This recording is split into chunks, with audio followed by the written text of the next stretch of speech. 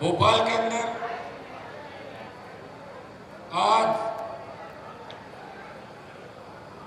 जाट महाकुंभ का जो ऐतिहासिक आयोजन किया और 1 लाख से ज्यादा संख्या के अंदर पहुंच गए मध्य प्रदेश के जवानों ने, जाट समाज के बुजुर्गों, माताओं, बहनों और तमाम देश के कोने कोने से अपने अपने साधनों से इस महाकुंभ को सफल बनाने आए तमाम मेरे भाइयों का मैं हृदय से इस झीलों की नगरी भोपाल के अंदर स्वागत करता हूं, अभिनंदन करता हूं। जोरदार जयकारा लगाएं। जय बोले वीर जगाजी महाराज की। पहले जब हम बच्चे थे, स्कूल में पढ़ा करते थे, तब मध्य प्रदेश का नाम आता तो हम सोचा करते थे कि वहां जाटों की संख्या कम है। हमारे उधर अकाल पड़ते थे और लोग मालवा की तरफ जाते थे और मालवा जहां की जमीन है सबसे उपजाऊ देश के अंदर, और मालवा की एक खासियत है, जो मालवा के अंदर आ गया वो मालवा का होकर रह गया। और मध्य प्रदेश जब हमने देखा पिछले 15-20 साल से जिस तरह मध्य प्रदेश का जवान आगे बढ़ा, जिस तरह हमारे समाज के नौजवानों ने, हमारे समाज की बेटियों ने, चाहे शिक्षा का क्षेत्र हो, चाहे बॉर्डर पे शहादत देने की बारी हो, चाहे अन्न उत्पादन की बारी हो, और चाहे किसान आंदोलन के अंदर अगर मंदसौर में नेतृत्व करके देश में कर्ज माफी के आंदोलन की हवा अगर किसी ने बढ़ाई, तो राजस्थान की हुंकार रैलियों के बाद मध्य प्रदेश के किसानों ने हमेशा किसान के लिए और समाज के लिए, हमारे समाज के लोगों ने बलिदान दिया, वो इस इतिहास से भुलाया नहीं जा सकता। मंच में उपस्थित मेरे भाई, और यहाँ पे हमेशा हम तो एक ही नाम सुनते हैं, कमल पटेल जी। पहले विक्रम वर्मा जी का भी नाम सुनते थे, पहले मैं भी क्या कि जिस पार्टी में कमल जी है, गलती से मैं भी कई समय उस पार्टी के अंदर था,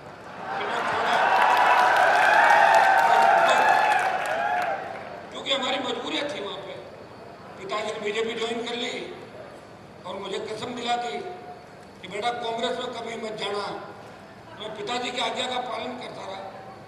और उस जगह मारवाड़ के अंदर जहां भारतीय जनता पार्टी का कोई नाम लेवा नहीं था, उस जगह मेरे पिताजी बीजेपी के अंदर आए, तब नाथूराम मिर्जा का दबदबा था, आप तो जानते सारी बातें। और यूनिवर्सिटी का अध्यक्ष रहते हुए मैं लगातार लंबा चलता रहा, मेरा संघर्ष आपने देखा। लेकिन भाइयों, मुझे इस बात की खुशी है कि देश के अंदर सबसे बड़ी 22% पॉपुलेशन राजस्थान के अंदर जाट समाज की है। वहां क्षेत्रीय पार्टी बना के राजस्थान के जवानों को अगर दिशा देने का किसी ने काम किया, तो नागौर के सांसद ने धौलपुर से बाड़मेर और डूंगरपुर से लेके गंगानगर तक किसान के बेटों को एकत्रित किया। जब आपको मेरी आवश्यकता पड़ी, यदुवीर जी अभी कहना भूल गए थे कि जब देश के अंदर मैं बीजेपी से गठबंधन के बाद एमपी बना था, और गठबंधन जब होता है जब ताकत होती है किसी के पास, मेरे पास ताकत थी, बीजेपी ने गठबंधन किया और बीजेपी के वोट मुझे मिले और 16-18 जगह भारतीय जनता पार्टी का प्रचार मैंने किया। मैं दिल्ली चला गया, हरियाणा पंजाब से किसान आंदोलन चला, हरियाणा उत्तर प्रदेश के अंदर हमारे मलिक साहब भी बैठे, ये सब मोर्चा संभाल रहे थे। लेकिन लोकसभा के अंदर इस कौम के लिए अगर किसी ने कुर्बानी दी देश के अंदर, वो हनुमान बेनीवाल था। इसलिए मोदी का साथ छोड़ के 70 दिन अगर सड़क पर कोई बैठा और नेशनल हाईवे NH8 को जाम किया, वो मैंने ही किया था। ये बात भी ये थी, जब आप जाट समाज की बात करते हो इस बात को भी दोहराना आप हमेशा, क्योंकि आपकी बात मुझे अच्छी लगी, आपकी बात तो मुझे अच्छी लगी, लेकिन जाट महासभा का मतलब ये नहीं है कि 4-5 लोगों की महासभा हो। जाट महासभा का मतलब है कि समाज के उच्च प्रत्येक योद्धा की, चाहे वो किसी भी पार्टी में संघर्ष करे, किसी भी परिस्थिति में संघर्ष करे, और कौम पे जब संकट आए वो सबसे पहले आगे आए, उस व्यक्ति का भी नाम आपको उत्तर प्रदेश से, इनको राजस्थान में राजनीति नहीं करनी। और मैं ऐसा व्यक्ति हूं कि अभी अभय सिंह जी चौटाला चले गए जो हरियाणा से थे, दो ही व्यक्तियों ने, एक तो मैंने सत्ता छोड़ी, कमल जी को पता है कि मैं दिल्ली के नंबर 1 और 2 के कितना करीब था, सिर्फ आपकी भावनाओं के लिए। मैंने कहा मेरे भाई सोशल मीडिया पर मुझे गालियां दे रहे, हनुमान तो मोदी गोदी में बैठ गए जाके, छोड़ो छोड़ो छोड़ो। मैंने कहा ये छोड़ा। और राजस्थान बॉर्डर पे मेरे आंदोलन को मीडिया ने कम इसलिए दिखाया, ये जी को तो पूरी कहानी पता है। मैं गया, हाईवे जाम किया, गृह मंत्री ने मुझे फोन किया, उस समय हमारा पूरा नाता रिश्ता टूटा नहीं था, बीजेपी के अंदर था, और मैंने 10 दिन का अल्टीमेटम दिया। और जब 10 दिन का अल्टीमेटम दिया, उस अल्टीमेटम के दौरान अशोक गहलोत ने सोचा कि हनुमान आके बैठ जाएगा तो सारा पॉलिटिकल फायदा उसको हो जाएगा, तो कुछ लोगों को वहां पे बिठा दिया बॉर्डर पे आसपास। जब मैं 50,000 से 1 लाख की संख्या लेके वहां गया, तब मैंने देखा कि मेरे भाई आगे बैठे हैं। मैं समझदार नेता हूं, भाइयों के अंदर झगड़ा नहीं होने दिया। 300 मीटर दूर दूसरा तंबू लगा के बैठ गया था। ये तो आप इस बात को जानते हैं सारे। और भाइयों से इस राजस्थान प्रांत में, मध्य प्रदेश के अंदर तो आपकी मजबूरी है कि अगर बीजेपी और कांग्रेस में नहीं रहो तो ऐसी परिस्थितियां नहीं है कि आप एमएलए एमपी बन जाओ। मैंने पूरे मध्य प्रदेश की एक चीज को देखा। मैं धन्यवाद दूंगा कमल जी को कि किन परिस्थितियों में लड़े, और एक सीख भी दूंगा बड़े भाई है, जब अपने समाज के कार्यक्रम हो और कोई अपने विचार व्यक्त करे तो गुस्सा कम किया, क्योंकि यही वो जवान है जो अपने काम आते हैं और अपने जय जयकार करते हैं। घर में भाई भी नाराज हो जाते हैं। यदुवीर जी ने अच्छी बात कही कि हमें समाज की बात समाज के मंच में करनी चाहिए। पॉलिटिकल बात अगर हम नहीं करें तो हम कोई पागल थोड़ी जो घूम रहे, क्यों घूम रहे भाई यहाँ पे? टाइम नहीं खराब हो रहा। मुझे बताओ क्या मुझे मध्य प्रदेश से चुनाव लड़ना है क्या? मेरा 3 दिन का टाइम मेरे आने जाने का जाएगा, तो अगर तुम्हें संदेश ही नहीं देके जाऊंगा मैं खाली थोड़ी बैठा हूँ, फालतू क्या? मैं आया हूँ मेरे भाइयों की मदद करने के लिए, हौसला अफजाई करने के लिए। लेकिन एक बात और कह के जा रहा हूँ, मैं मध्य प्रदेश के अंदर राष्ट्रीय लोकतांत्रिक पार्टी को चुनाव लड़ा के समाज में दरार पैदा नहीं करूंगा, ये कहा जाता है। ये भी मिनट है, उत्तर प्रदेश के चुनाव थे, मैं भी ओबीसी की तरह इनके चक्कर में चढ़ के खड़ी कर देता आरएलपी को, मिलता था हेलीकॉप्टर, घुमा देता जगह जगह। वोट किसके टूटते, वोट ये भी जानते किसके टूटते, लेकिन हनुमान बेनीवाल ने वो काम नहीं किया। हरियाणा के अंदर चुनाव थे, लोकसभा में गठबंधन में था, फिर भी भूपेंद्र हुड्डा उनके बेटे के खिलाफ बीजेपी के नेताओं के कहने के बावजूद भी नहीं गया प्रचार करने, और ये तमाम लोग हनुमान को और उनके परिवार को हराने वहां उन जगहों पर आए। तो सौदा बराबर का होता है, एक तरफा नहीं होता। लेकिन मैंने हमेशा बलिदान दिया।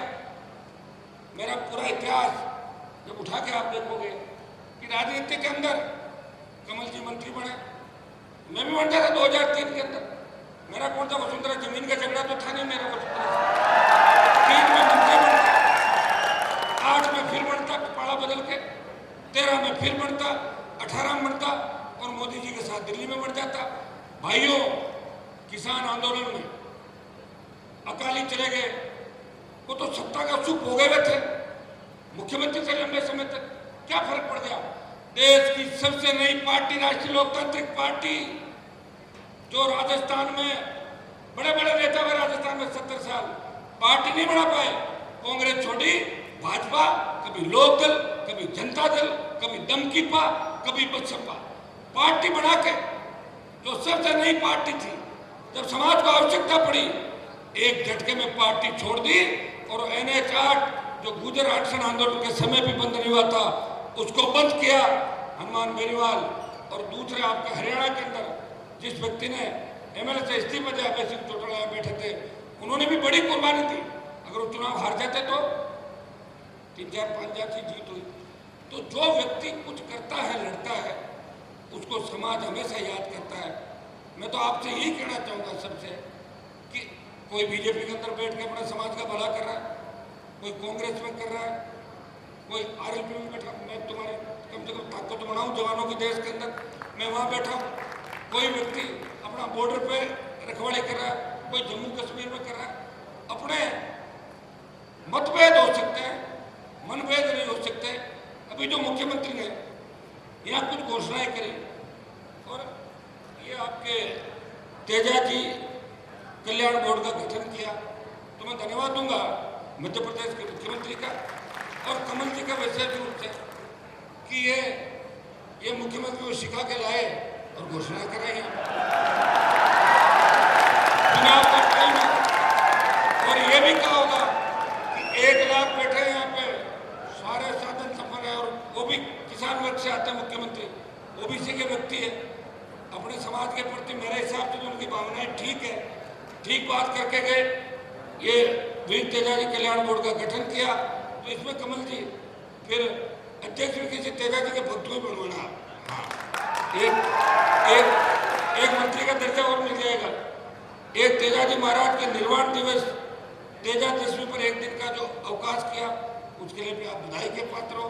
क्योंकि ऐसा है, करेंगे तो कोई जो सरकार के अंदर होंगे, लोकतंत्र के अंदर दो ही लोगों की चलती है, या तो सत्ता की चाबी हो, अपने लोगों का भला कर लो, या जनता की ताकत हो, सरकार को झुका दो। जनता की ताकत से प्रयास करें। देश में प्रधानमंत्री जी को अगर किसी ने झुकाया देश के अंदर, तो किसान आंदोलन करना, देश का किसान। और अगुवाई किसने की? जाट समाज ने अगुवाई की और हमारे जैसे लोगों ने कुर्बानियां दी। कई लोग, कई महिलाएं, 1000 लोगों ने शहादत दी। तो भाइयों, उसके बाद 3 कृषि बिल वापस हुए थे। तो ये तो इतिहास है। इसलिए अपनी कौम के इतिहास की बात करना कोई पॉलिटिकल बात नहीं होती। हमारे भाई जो हुड्डा जी ने गीत प्रस्तुत किया था, मैं इनके सुनता रहता हूँ। उस समय चूंकि मैं हरियाणा में राजनीति नहीं करना चाहता, इसलिए आपका ने तो वो दोनों तीनों टीकरी बॉर्डर और जो 2-3 बॉर्डर थे, वहाँ भी नहीं गया। मुझे पता था वहाँ तो हमारे एक बार हमारा समाज का CM बन जाए वही बहुत है। 15-20 तो CM के दावेदार पहले से ही बैठे। लेकिन मैं कहीं ऐसी जगह जाके अपना समय नहीं खराब करता और अपने लोगों को मदद करता हूँ। और इसीलिए देश का नौजवान हनुमान बेनीवाल से प्यार करता है। एक बात लोग और कहते हैं, हनुमान बेनीवाल तो नौजवानों को खराब कर रहा है। आप ये बताएं, अगर मैं ही नौजवानों को खराब कर रहा हूँ, उस देवता के दर्शन करवा दो जो नौजवानों के नेतृत्व करो, उसमें दर्शन करवा दो। भाइयों, जब अग्निपथ आया था देश के अंदर, इस लोकसभा के अंदर कांग्रेस पार्टी ने अग्निपथ का विरोध नहीं किया। वोट के लिए आ जाएंगे कांग्रेस के लोग आपके बीच। मैं उस दिन था लोकसभा के अंदर, मैंने कांग्रेस के लोगों से बात करी। मैंने कहा अग्निपथ के मामले में आप लोग भी साथ रहो। मैं तो एक हूं अंदर भाई, संख्या तो दूसरे दलों की ज्यादा है। तो कांग्रेस वालों ने कहा हम भी अग्निपथ की बात करेंगे। और जैसे ही लोकसभा चली, इतने में कांग्रेस वाले दूसरी तख्ती लाए और मेरे हाथ में थी अग्निपथ। वो लाए, ED की कार्रवाई बंद करो, सोनिया पे भ्रष्टाचार का आरोप कम करो। चले गए। अकेला व्यक्ति पार्लियामेंट में लड़ रहा है। मेरे परिवार की कोई सेना में नहीं है, लेकिन मुझे लड़ना था देश के जवानों के लिए। आज इतिहास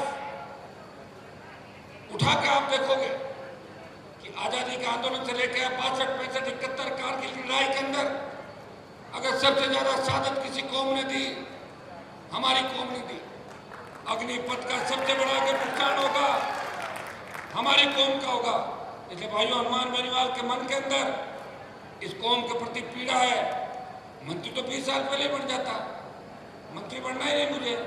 संतरी बन के सेवा करनी है आपकी। मैं जब चाहूँ बढ़ जाऊँ, जब चाहूँ दिल्ली में बढ़ जाऊँ और जब चाहूँ राजस्थान में 5-7 मंत्री बनवा लूँ। ये काम नहीं करना। मुझे करना है राजस्थान की सत्ता पे तेजा जी के भक्त को राजस्थान का मुख्यमंत्री बनाना। और मैं आपको यह भी विश्वास दिलाता हूं, मैं दूसरे नेताओं की तरह नहीं हूं कि हरियाणा के अंदर अगर जनाधार खो गया तो राजस्थान में आ रहे हैं, राजस्थान में आके मेरी कॉन्स्टिट्यूंसी में आ रहे हैं, कोई नकली ईंट दे रहा है, कोई दूसरे पैसे देके जा रहे हैं। भाइयों, हमने तो ये काम नहीं किया। और मैं उनको चेतावनी देना चाहता हूं कि आप मेरे इलाके के अंदर आके मुझे छेड़ोगे तो मैं 1 रुपये कोई डालता है 100 रुपये उसके जरूर डालता हूं। अग्निपथ के खिलाफ देश में एक ही प्रदर्शन हुआ था। जोधपुर में 2 लाख जवानों की रैली करके हमने दिल्ली सरकार को चेतावनी दी कि अग्निपथ वापस लो और ये अधिकारियों के कहने से जो अग्निपथ आया इसको हमारे जो बच्चे हैं सेना के अंदर जो जा रहे हैं अग्निवीर बनने के बाद जिस तरह वापस आ रहे हैं, ये कमल जी बैठे हैं, ये बात दिल्ली में आप ये समझाओ कि हिमाचल के अंदर जो सरकार आपकी गई और कर्नाटक के अंदर आ रहे हो तो ये अग्निपथ योजना का बहुत बड़ा असर हिमाचल के अंदर और कर्नाटक के अंदर गया। और समय रहते अगर आप मामले को नहीं संभालोगे तो अब की बार जो महाभारत हो रहा है ना 4 स्टेट के अंदर, अगर ये चले गए फिर कुछ भी नहीं बचेगा। फिर मैं आपसे बात करूँगा तो तैयार हो, कोई दिक्कत नहीं, अपन मिलने का दोनों भाई कभी भी, लेकिन फिर ये मामला हाथ से चला जाएगा। और एक बात, आज हमारी बेटियों का हम सम्मान कर रहे हैं जो मेडल लेके आई, अंतर्राष्ट्रीय स्तर की हमारी बेटियां, पहलवान बेटे रुको जंतर मंत्र पे बैठी है। मुझे लोगों ने कहा बाहुबली है, मैंने कहा जाटों से बड़े बाहुबली कौन हो गए देश के अंदर भाई। मैं सबसे पहला MP हूं देश का, सबसे पहला सांसद, पुरुष सांसद तो कोई भी चला गया होगा, देश का पहला सांसद जंतर मंत्र पे जाता है। मेरे नागौर की तो किसी लड़की ने इंटरनेशनल मेडल नहीं लिया। हरियाणा यूपी की बच्चे हैं, सारे बच्चे हमारे। अगर हम राज्यों में और जिलों में बांट लेंगे कौम को तो फिर बचेगी कहाँ पे, कहाँ बचेगी बताओ मुझे। हम जब देश के अंदर सब एकजुट होते हैं और उसके साथ हमारे साथ जाट, गुजर, धाकड़, यादव, दूसरी और हम कम्युनिटी को सबको साथ लेते हैं, डांगी, पटेल, पाटीदार, तब जाके किसानों का कुनबा बनता है। चौधरी चरण सिंह इसलिए प्रधानमंत्री बनते थे कि मुस्लिम से तमाम जातियों को देश में साथ लेके चले थे। भाइयों, उन बेटियों को न्याय दिलाने अगर सबसे पहले गया और पूरे राजस्थान के अंदर 33 जिला मुख्यालयों पे उस बाहुबली के खिलाफ प्रदर्शन करा के पहलवानों का समर्थन किया तो नागौर के सांसद ने किया था, किसी कांग्रेस के नेता ने नहीं किया था, हमारे। मैं आपको इतना ही विश्वास दिलाता हूं कि आपकी हर लड़ाई के अंदर हम आपके साथ हैं। मेरे पास नौजवान आए थे जिन्होंने कहा कि हमारे समाज के जो महापुरुष हुए थे,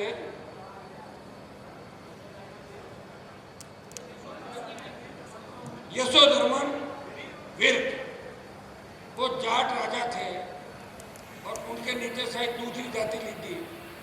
तो मंत्री जी आप भी बात करें, चुनाव का टाइम है, मैं भी दिल्ली वालों को आंख दिखाऊंगा। तो मेरे हिसाब से चुनाव के टाइम मामला बैठ सकता है।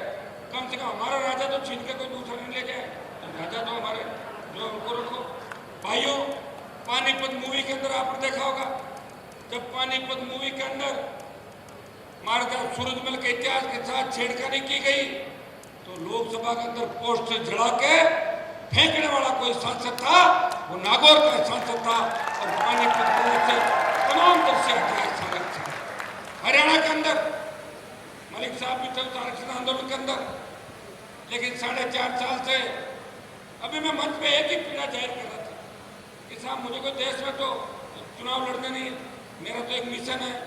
राजस्थान में क्षेत्रीय पार्टी की लंबे समय से डिमांड थी, राजस्थान में क्षेत्रीय पार्टी नहीं बनी, हरियाणा में क्षेत्रीय पार्टी भी बनी, हमारे समाज के CM भी रहे, यूपी में सीएम रहे और यूपी के प्रधानमंत्री रहे, दिल्ली के सीएम रहे, लेकिन राजस्थान में सीएम नहीं बना। 50-52 विधायक हुआ करते थे, आज भी 38-40 एमएलए, और 38-40 में से अगर 20 किसी की वजह से एमएलए है तो हनुमान बेनीवाल की वजह से, जिनको जिताया राजस्थान के अंदर। पार्टी के वोट बैंक की अगर चिंता करता तो वोट बैंक तो मेरा बढ़ जाता, 9 लाख से 17-18 लाख हो जाता, लेकिन हमें एमएलए घट जाते। मैंने मेरे समाज के साथ साथ क्योंकि शेड्यूल कास्ट के विधायकों की, अन्य पिछड़े हमारे जो गुर्जर समाज के भाइयों की, उनकी भी मदद की। और आपको पता होगा जब 2018 के अंदर राजस्थान में मुख्यमंत्री का चयन हो रहा था, एक एक विधायक सपोर्ट के लिए जा रहा था, तब सचिन पायलट ने मुझे कहा कि हनुमान जी अगर आप अपने तीनों विधायक मुझे देते हो तो मैं सीएम बन सकता हूँ। मैंने प्रेस कॉन्फ्रेंस करके कहा कि जाट भी तेजा जी की जय बोलते हैं और गुजर भी तेजा जी की जय बोलते हैं, ये हमारे भाई है, पायलट को सपोर्ट करता हूँ। अगर ऐसा कोई कह सकता है मुझे बताएं। ये हम वो हैं जो कहते हैं वो करते हैं। पॉलिटिकल माइलेज लेने की हमें कोई आवश्यकता नहीं। हमारा संघर्ष सबके सामने, एक व्यक्ति लड़ाई लड़ रहा है। मेरे पिताजी कोई मुख्यमंत्री नहीं थे, मेरे दादाजी कोई दिल्ली के नेता नहीं थे, हाँ विधायक जरूर थे। एक गांव की स्कूल से पढ़ के विश्वविद्यालय की राजनीति से विकट विपरीत परिस्थितियों में तमाम समाज के बड़े लोग जिसके खिलाफ रहे राजस्थान के अंदर, उनसे निकलता हुआ एक व्यक्ति सत्ता को ठोकर मारते हुए आगे बढ़ता है और देश के प्रधानमंत्री का साथ छोड़ के 70 दिन अगर कोई एमपी सड़क पर बैठता है किसान और समाज के लिए, नागौर का सांसद है जो अपने भाइयों की दुख तकलीफ को समझता है। भाइयों, हजारों ऐसे उदाहरण होंगे इस राजनीति के अंदर। राजस्थान के अंदर जिस तरह नौजवानों को लड़के उनको लड़ना सिखाया। मैं यूनिवर्सिटी का अध्यक्ष था, मुझे पता है कि हमारे बावली जो जिले थे वहाँ लोग ज्ञापन देने के लिए जाते थे, एक हेड कांस्टेबल आता था। अब हमारी जब मर्जी हो बुला लो डीजी को सड़क पे, चीफ सेक्रेटरी को बुला लो, आईजी को बुला लो, घुस जाते लोग कार्यालयों के अंदर। ये लड़ना सिखाया नौजवानों को राजस्थान के अंदर। वो लड़ना किसने सिखाया? हनुमान बेनीवाल ने सिखाया। और मेरा कोई अगर बिजनेस होता, मैं कोई गलत काम करता तो निश्चित रूप से ईडी और सीबीआई और सीआईडी मेरे घर पे भी आ जाती। आप अच्छी तरह इस बात को जानते हो। हनुमान बेनीवाल संघर्ष कर रहा है आपके लिए। मैंने एक घोषणा इसलिए की कमल जी यहाँ पे कि कल को आप ये सोच लो कि चुनाव का टाइम है कि हनुमान जी को तो या चुनाव आरोपी को नहीं लड़ना, वैसे लोग लड़ा सकते हैं, पॉलिटिकल पार्टियां कहीं भी उम्मीदवार खड़े कर सकती है।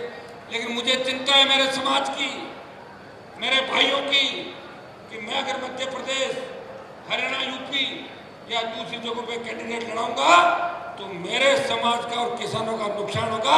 इसलिए मेरा उद्देश्य सिर्फ राजस्थान है और राजस्थान के अंदर मैं विश्वास दिलाता हूँ कि इस बार जिस तरह नौजवानों की भुजाएं फड़क रही है, जिस तरह तेजा जी के भक्त राजस्थान की सड़कों पर निकले, इस बार मुकाबला कांटे का होगा। कांग्रेस तीसरे नंबर पर चली जाएगी और मुकाबला राष्ट्रीय लोकतांत्रिक पार्टी और भारतीय जनता पार्टी का राजस्थान के अंदर होगा। इस बात को आपको ध्यान रखना है। मैं ये तो नहीं कहूँगा चुनाव आपका साथ साथ है, यहाँ आप अपने हिसाब से काम करें, लेकिन राजस्थान में मेरा ध्यान जरूर रखना, क्योंकि आप अगर मेरा ध्यान रखोगे तभी मैं जयपुर और दिल्ली के अंदर आपका ध्यान रख पाऊंगा। भाइयों, आज कुछ हमारी जो डिमांड थी, कुछ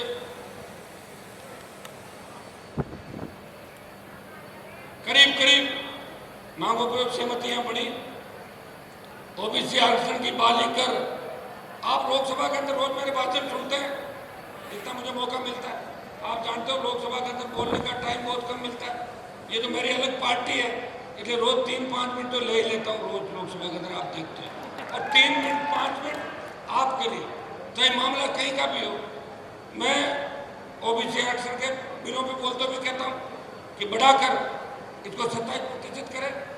और जो हमारे 9 राज्य हैं, मध्य प्रदेश, उत्तर प्रदेश, उत्तराखंड, दिल्ली, जम्मू कश्मीर, हिमाचल प्रदेश, हमारा राजस्थान का धौलपुर, भरतपुर, ये जो राज्य हैं, इनको स्टेट के अंदर तो ओबीसी का आरक्षण है, लेकिन दिल्ली में इनको आरक्षण नहीं है।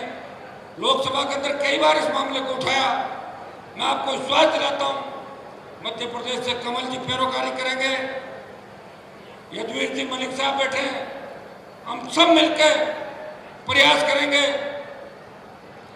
जब वचन ये कहने के दिया है बीजेपी के नेताओं ने उस समय कि भाई आरक्षण देंगे, तो ये चुनावी साल है, जो मानसून सत्र होगा इसमें पुनः मैं भी पुरजोर तरीके से लोकसभा का जो हमारा हाउस के अंदर जहाँ हम बात रख सकते हैं, जो प्लेटफॉर्म है हमारा, उसमें पुरजोर तरीके से बात को उठाएंगे। आवश्यकता पड़ी सड़कों पे उतरेंगे, आवश्यकता पड़ी दिल्ली को घेरेंगे। तमाम जो राज्य हमारे बचे हुए हैं उन तमाम राज्यों के जाटों को दिल्ली में आरक्षण मिलना चाहिए। मैं तो दिल्ली के अंदर ये भी बात उठाई थी कि सिद्ध समाज और विष्णोई समाज जो हमारे ही भाई है, कोई 400 साल पहले जाट समाज से निकल के गए, कोई 450 साल पहले गए। जट सिख हमारे भाई हैं, जो धनावंशी स्वामी है, इन सब लोगों से जिनसे हमारा खून का रिश्ता है, इन लोगों को भी स्टेट के अंदर ओबीसी का आरक्षण है राजस्थान और दूसरे राज्यों में, तो उनको केंद्र में आरक्षण मिलना चाहिए। ये लोकसभा के अंदर रोज आप इस बात को सुनते हो कि एक व्यक्ति जो लोकसभा में बैठा रहता है रात की 12 बजे तक इंतजार करता है कि कब मेरा बोलने का नंबर आए और कब मैं मेरे भाइयों के लिए, किसानों के लिए, मेरे समाज के लिए, शोषित पीड़ित तबके के लिए आवाज उठाऊं और बात करूं। मुझे खुशी है कि आज आपने मध्य प्रदेश के अंदर 1 लाख की संख्या में इकट्ठे होकर देश के अंदर संदेश दे दिया कि देश की सरकारें, राज्य की सरकारें सुन ले कि हमारे हितों में अगर कुठाराघात हुआ तो हम बर्दाश्त नहीं करेंगे, और हमसे अगर मिला के चलोगे तो 7 दिन में भी जाटों को कोई मुकाबला नहीं। प्रधानमंत्री जी को 2 बार अगर प्रधानमंत्री बनाने में सबसे ज्यादा किसी कौम की भूमिका है तो जाट कौम की है, जिन्होंने एक तरफा उत्तरी भारत के अंदर मतदान करके मोदी को सत्ता के चक्कर में बिठाया था। लेकिन जाट अगर किसी के खिलाफ भी हो जाता है तो इंदिरा गांधी को भी उतार दिया था और कई लोगों को उतार दिया। आपने देखा होगा कि देश के अंदर 2 आंदोलन हुए बड़े। राजस्थान में गुर्जर आरक्षण आंदोलन हुआ, बेहतर गुर्जरों ने शहादत दी, और उस शहादत के बाद देश में बात चली कि गुर्जरों से बड़ा आंदोलन नहीं हो सकता। लेकिन उसके बाद जब हरियाणा का जाट अपने आरक्षण आंदोलन की लड़ाई लड़ रहा था, और भाइयों उसका लाइव टेलीकास्ट मैंने देखा टेलीविजन पे, कई जो लोग थे वहां उन्होंने आंखों देखी बताई कि मिलिट्री भाग गई थी, और ऐसी लड़ाई या तो महाभारत के अंदर हुई थी, ये हरियाणा के जाट आरक्षण आंदोलन के अंदर जाट नौजवानों ने सरकार के छक्के छुड़ा दिए थे। हम उस कौम से आते हैं जिस कौम ने कभी झुकना नहीं सीखा, जिस कौम ने मोहम्मद गोरी गंदी से लेकर कईयों के छक्के छुड़ाए, जो कौम दिल्ली पर राज कर चुकी है, जिस कौम के विद्रोह उससे हमेशा इतिहास हटा पड़ा है, जो कौम किसी के भी अन्याय के खिलाफ, अन्याय करने वाला कोई हो अगर उसके खिलाफ सबसे पहले खड़ी होती है तो यह कौम खड़ी होती है। हमें इस बात का ध्यान रखना है, जोश रखना है, लेकिन जोश में होश भी रखना है। जोश के अंदर एक चीज का ध्यान रखना है कि अपने आदमी का नुकसान मत करना जोश में, कि चलो अरे कहाँ चल रहे हो, अपना सामने वहाँ रुक जाना है। जोश में होश, ज्यादा गुस्सा है तो ठंडा पानी पी लो तो ठीक है। और कमल जी का ध्यान रखना विशेष रूप से, आप ही देख नहीं रहे। और हम सब बैठे तो देखिए कि हमारे मन में कहीं न कहीं आपके प्रति प्रेम था कि हम सब आए, और हमें पता है कि मध्य प्रदेश के जो जाट समाज के लोग पहले कमा के खाने के लिए हमारे लोग इधर आते थे। आप जमींदार हो, बड़ी अच्छी जमीन है मध्य प्रदेश मारवा की, मजबूत हो, आप आगे बढ़ो, शिक्षित बनो और प्रदेश में राज करो। देश में आजकल कोई जरूरी नहीं है। मुझे ये बताया कि करीब 30 लाख से ज्यादा संख्या, तो बहुत बड़ी 30 लाख से ज्यादा जनसंख्या तो बहुत बड़ी होती है स्टेट के अंदर। तो भाइयों, राजस्थान में तो हमारे गहलोत साहब का पूरा समाज तो वोट बीजेपी को देता है और मुख्यमंत्री वो बन जाते हैं। आप बताओ, ये पता नहीं लगता कि सीएम कौन का बन सकता है, पीएम कौन किस जाति का हो सकता है।